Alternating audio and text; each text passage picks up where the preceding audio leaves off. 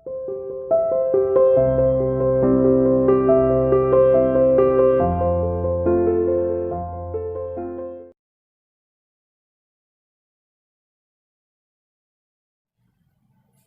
morning everyone. Welcome to CR International School.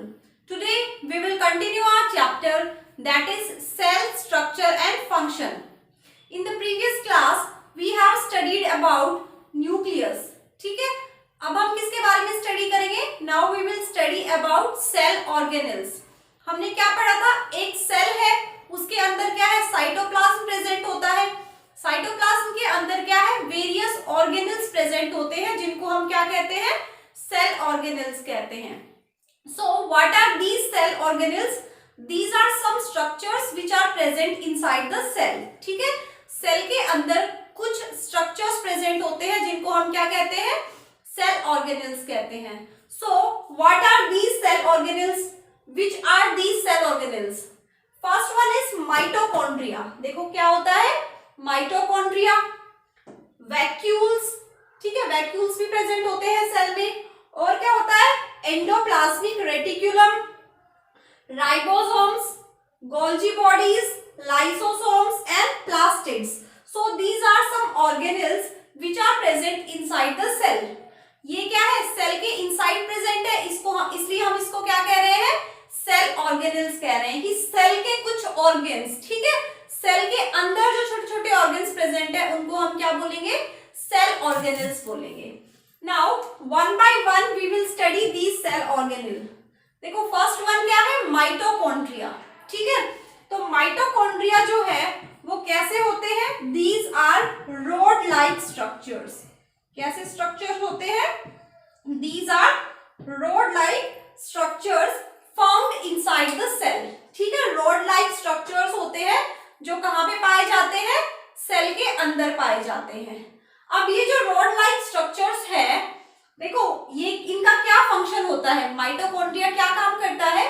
They provide energy to the cell. ठीक है, cell को अगर कोई भी एक्टिविटी परफॉर्म करनी है उसके लिए उसे एनर्जी कहां से मिलेगी? माइटोकॉन्ड्रिया से मिलेगी। ठीक है, एनर्जी कहां से मिलेगी? माइटोकॉन्ड्रिया से मिलेगी। और माइटोकॉन्ड्रिया जो है वो एनर्जी कैसे प्रोवाइड करता है? By oxidation of food. By oxidation of food क्या मिलती है? एनर्जी मिलती है। ठीक है, तो ऑक्सीडेशन ऑफ फूड जो है सेल के कौन से ऑर्गेनल के अंदर टेक्स प्लेस होगा? In mitochondria. माइटोकॉन्ड्रिया के अंदर क्या होगा? ऑक्सीडेशन ऑफ फूड, जिससे क्या मिलेगी? हमें एनर्जी मिलती है। ठीक है, तो जितनी भी मेटाबॉलिक एक्टिविटीज है उनके लिए हमें एनर्जी कहां से मिलती है? माइटोकॉन्ड्रिया जो है वो क्या प्रोवाइड करता है? एनर्जी प्रोवाइड करता है। Now this mitochondria provide energy. यहां से हमें क्या मिलती है? एनर्जी मिलती है। That's why it is also called power house of the cell. Mitochondria जो है उसको हम क्या कहते हैं?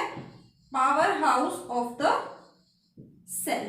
ठीक है, माइटोकॉन्ड्रिया को क्या बोलेंगे? Power house of the cell, क्योंकि हमें पावर जो है वो सेल की पूरी जो पावर है, जो एनर्जी है, वो कहां से ऑब्टेन हो रही है? सेल जो माइटोकॉन्ड्रिया है वहां से ऑब्टेन हो रही है। Therefore mitochondria is also known as power house of the cell. Now the next organelle is vacuole. ठीक है, सेकेंड जो ऑर्गेनल है वो क्या है? वैक्यूल होता है। Now what is vacuole? देखो वैक्यूल क्या होता है? It is a sac like structure. ठीक है, सैक लाइक स्ट्रक्चर। इस तरह से स्मॉल या लार्ज क्या है? सैक लाइक स्ट्रक्चर्स होते हैं जो सेल के इनसाइड क्या है? प्रेजेंट होते हैं। नाउ अगर हम प्लांट सेल की बात करते हैं, if we talk about plant cell, तो प्लांट सेल के अंदर जो वैक्यूल है वो क्या होता है? बहुत ही लार्ज होता है। ठीक है, large vacuole is present. But in animal cell, अगर हम एनिमल सेल की बात करें तो वहां पे जो वैक्यूल है वो तो क्या है? या तो एब्सेंट होगा। वैक्यूल यहाँ पे क्या हो सकता है? या तो एब्सेंट हो सकता है, या फिर क्या होगा? Very small vacuoles, very small vacuoles में बी प्रेजेंट। ठीक है, बहुत ही छोटे छोटे वैक्यूल्स प्रेजेंट होंगे किसमें? एनिमल सेल में, या फिर क्या होगा, वैक्यूल एब्सेंट रहेंगे। देखो इसीलिए मैंने पढ़ाया था जब न्यूक्लियस के बारे में बताया, तो मैंने क्या कहा था कि जो सेल है एनिमल सेल, ठीक है, कौन सी है ये, एनिमल सेल। एनिमल सेल में न्यूक्लियस सेंटर में होता है, ठीक है, न्यूक्लियस कहाँ होता है, सेंटर में होता है। ऐसा क्यों होता है कि न्यूक्लियस जो है वो सेंटर में प्रेजेंट है, क्योंकि जो वैक्यूल है वो क्या है, छोटे छोटे वैक्यूल प्रेजेंट होते हैं एनिमल सेल के अंदर, ठीक है। बट प्लांट सेल के अंदर क्या है, ऑलमोस्ट ज्यादातर जो एरिया है वो कौन ऑक्यूपाई करके रखता है, वैक्यूल ऑक्यूपाई कर लेगा, क्योंकि बहुत ही लार्ज वैक्यूल प्रेजेंट होता है यहाँ पे। इसलिए क्या है, न्यूक्लियस को सेंटर में स्पेस नहीं मिलता, इसलिए न्यूक्लियस कहाँ पे प्रेजेंट होता है, साइड में प्रेजेंट होता है इन प्लांट सेल, ठीक है। किसकी बात कर रहे हैं हम, प्लांट सेल के अंदर। So plant cell have very large vacuole and animal cell have very few number of small vacuoles are present, ठीक है। अब ये जो वैक्यूल है इनका क्या काम होता है, what is the function of vacuole, we will study.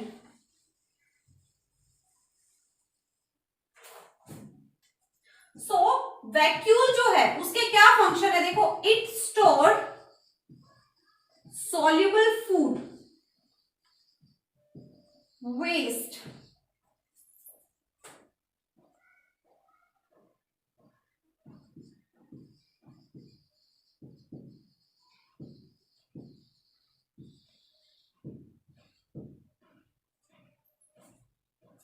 अब देखो जो what is the function of vacuole, जो वैक्यूल है उसका क्या फंक्शन होता है, वैक्यूल क्या करता है, जो सॉल्युबल फूड है उसको स्टोर करने का काम करता है। क्या काम करता है, स्टोर, जो फूड है, कोई भी सेल है उसके अंदर फूड को स्टोर करने का काम किसका होता है, वैक्यूल का होता है।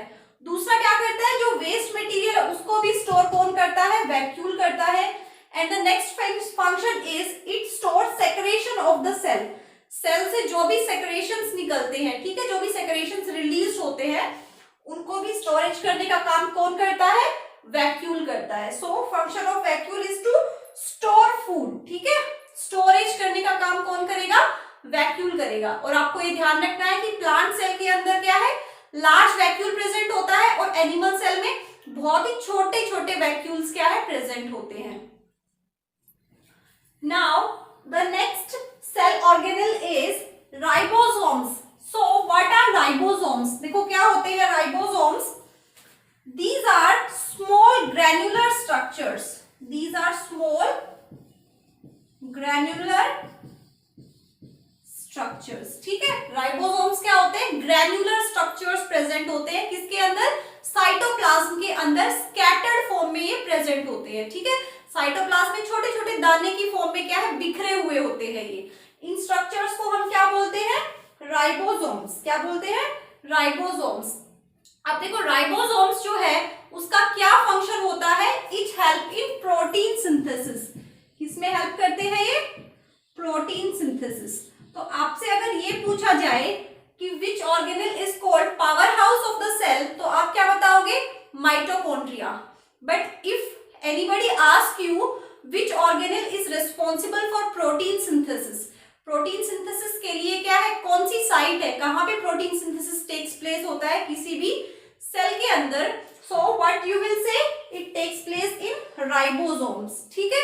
राइबोसोम्स का क्या फंक्शन है, इट फॉर प्रोटीन, ठीक है, प्रोटीन की सिंथेसिस कहां पे होती है, राइबोसोम्स में होती है। Now the next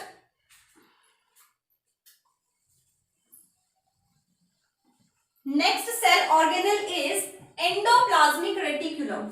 endoplasmic reticulum जो है उसको हम शॉर्ट में ER भी बोलते हैं, ठीक है।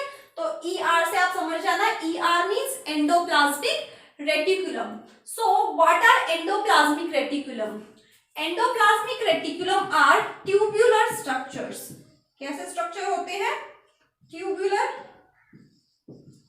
स्ट्रक्चर, ठीक है। Now endoplasmic reticulum are tubular structure, देखो इस तरह से ट्यूब लाइक क्या है, स्ट्रक्चर्स होते हैं, ठीक है। इनका क्या फंक्शन होता है, जो एंडोप्लाज्मिक रेटिकुलम है उसका क्या फंक्शन होता है, देखो फर्स्ट फंक्शन जो है इसका क्या है, storage transport and synthesis of cell products, hormones and proteins ठीक है।